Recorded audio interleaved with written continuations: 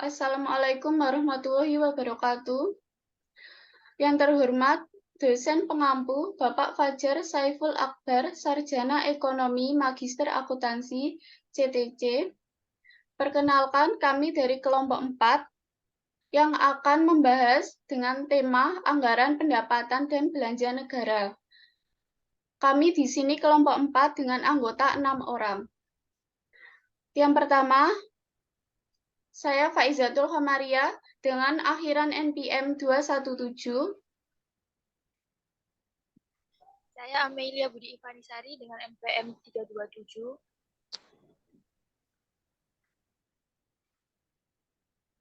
Saya Indah Puspita Ramawati dengan NPM 335.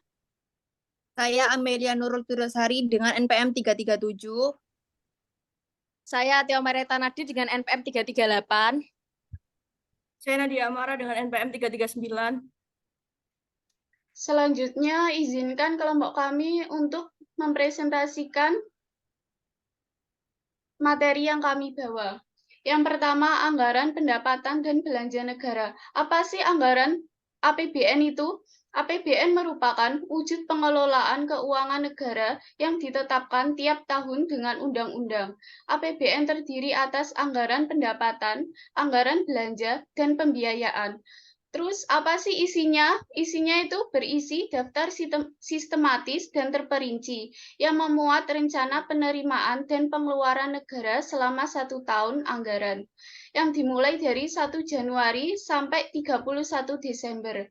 APBN, perubahan APBN, dan anggaran pertanggungjawaban APBN setiap tahun ditetapkan dengan undang-undang. Next.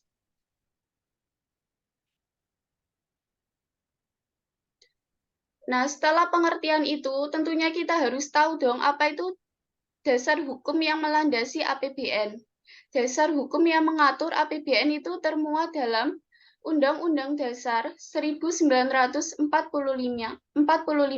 Amandemen 14, Pasal 23. Yang pertama, ayat 1. Anggaran pendapatan dan belanja negara sebagai wujud dari pengelolaan keuangan negara ditetapkan setiap tahun dengan undang-undang dan dilaksanakan secara terbuka dan bertanggung jawab untuk sebesar-besarnya kemakmuran rakyat.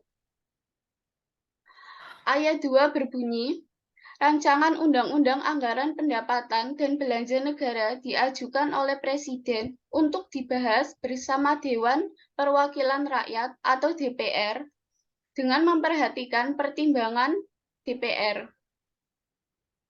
atau DPRD. Ayat ketiga berbunyi, apabila Dewan Perwakilan Rakyat tidak menyetujui rancangan anggaran pendapatan dan belanja negara yang diusulkan oleh Presiden, pemerintah menjalankan anggaran pendapatan dan belanja negara tahun yang lalu. Selanjutnya akan dilanjutkan oleh rekan saya.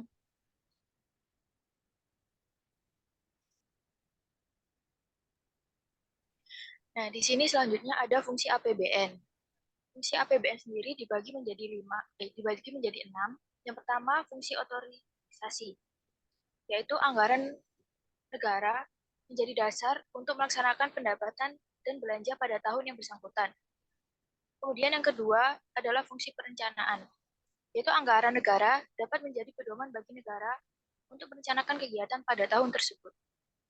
Yang ketiga, fungsi pengawasan, adalah anggaran negara harus menjadi pedoman untuk menilai apakah kegiatan penyelenggaraan pemerintah negara sesuai dengan ketentuan yang telah ditetapkan. Yang keempat adalah fungsi alokasi, adalah anggaran negara harus diarahkan untuk mengurangi pengangguran dan pemborosan sumber daya serta meningkatkan efisiensi dan efektivitas perekonomian. Yang kelima ada fungsi distribusi, yaitu kebijakan anggaran negara harus memperhatikan rasa keadilan dan kepatutan. Yang keenam, fungsi stabilisasi, yaitu anggaran pemerintah menjadi alat untuk memelihara dan mengupayakan keseimbangan fundamental perekonomian. Next.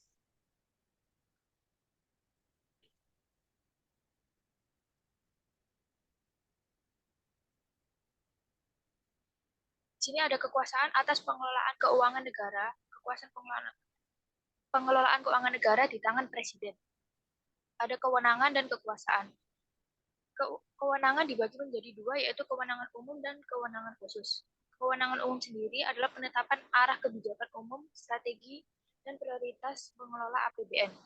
Sementara kewenangan khusus adalah kebijakan keputusan sidang kabinet di bidang pengelolaan APBN, keputusan rincian APBN.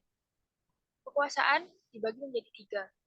Yang pertama dikuasakan kepada Menteri Keuangan, yang kedua dikuasakan kepada Menteri atau pimpinan lembaga, dan yang terakhir dikuasakan kepada Gubernur atau Bupati Wali Kota. Materi selanjutnya akan dijelaskan oleh rekan saya.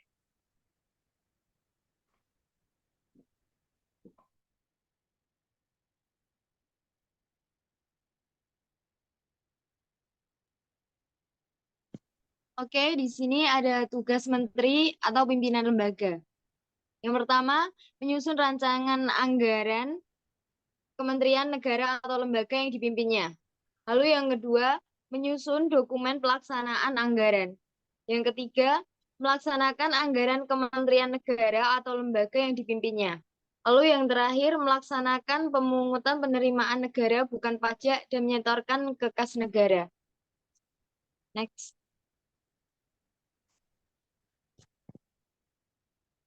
Di sini ada siklus APBN. Siklus APBN ada prinsip dan asas penyusunan, penetapan dan persetujuan, pelaksanaan, pelaporan dan pencatatan, pemeriksaan dan pertanggungjawaban, penyusunan dan penetapan, rencana kerja, dan pembentukan. Selanjutnya akan dijelaskan oleh rekan saya.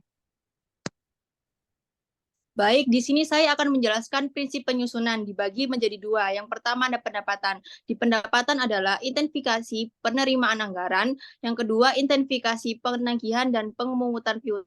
Yang ketiga, ganting rugi. Yang kedua, pengeluaran. Yang pertama ada hemat, efisien. Yang kedua, terarah, terkendali. Yang ketiga, semaksimal mungkin.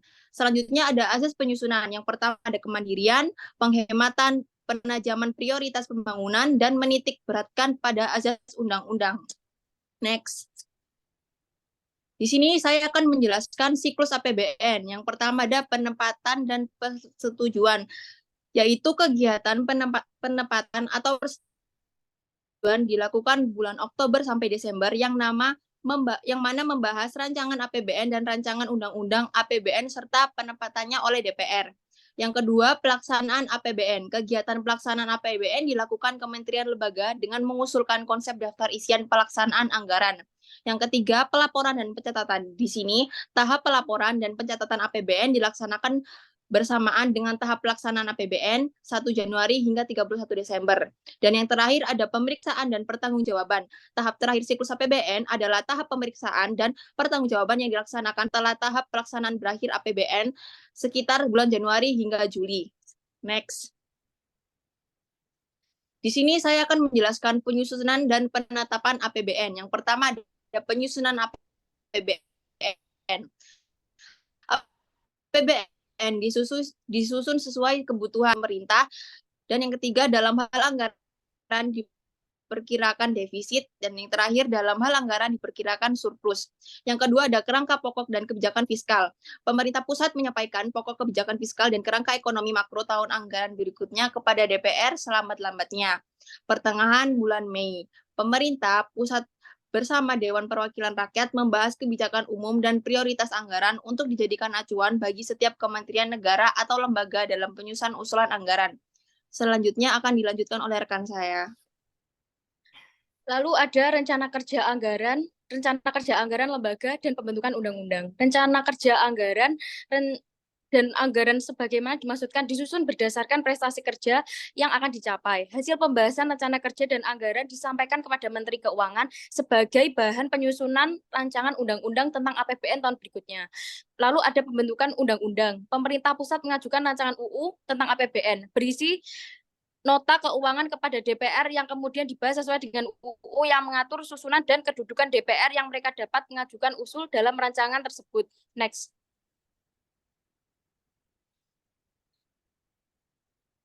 Lalu ada belanja negara, yaitu ada faktor dan contoh. Faktornya adalah asumsi dasar makroekonomi, lalu kebutuhan penyelenggara negara, lalu kebijakan pembangunan. Contohnya yaitu besaran belanja subsidi energi dipengaruhi asumsi ICP, nilai tukar, target volume BBM subsidi. Next. Belanja pemerintah pusat, yaitu ada fungsi pelayanan umum, fungsi pertahanan, fungsi ketertiban dan keamanan, fungsi ekonomi, fungsi lingkungan hidup. Lalu ada transfer daerah, yaitu dana perimbangan, dana otonomi khusus, dan dana penyesuaian. Lalu ada jenis, yaitu belanja pegawai, belanja barang, belanja modal, pembayaran bunga, dan subsidi. Selanjutnya akan dijelaskan oleh rekan saya. Ya, selanjutnya di sini ada pembiayaan. Pembiayaan dibagi menjadi dua, yaitu dalam negeri dan luar negeri. Untuk pembiayaan dalam negeri, di sini ada pembiayaan perbankan dalam negeri dan pembiayaan non-perbankan dalam negeri. Pembiayaan non-perbankan dalam negeri dibagi menjadi tiga, yaitu ada hasil pengelolaan aset, surat berharga negara neto, dan pinjaman dalam negeri neto. Sedangkan yang pembiayaan luar negeri terbagi menjadi tiga jenis, yaitu penarikan pinjaman luar negeri, terdiri atas pinjaman program dan pinjaman proyek penerusan pinjaman. Selanjutnya di sini ada asumsi dasar ekonomi makro APBN. Di sini terbagi menjadi 6, yaitu yang pertama ada pertumbuhan ekonomi, yang kedua ada nominal produk domestik bruto, yang ketiga ada inflasi YoY, yang keempat ada rata-rata tingkat bunga SPN 3 bulan, yang kelima ada nilai tukar rupiah terhadap dolar AS, dan yang terakhir yang keenam ada harga minyak USD atau barel produksi atau lifting minyak atau MBPD.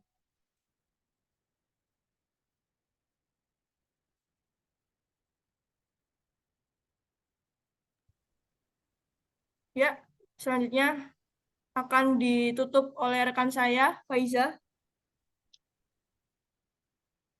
Itu materi yang sudah kelompok kami sampaikan. Apabila ada pertanyaan, bisa ditanyakan dalam sesi diskusi di kelas.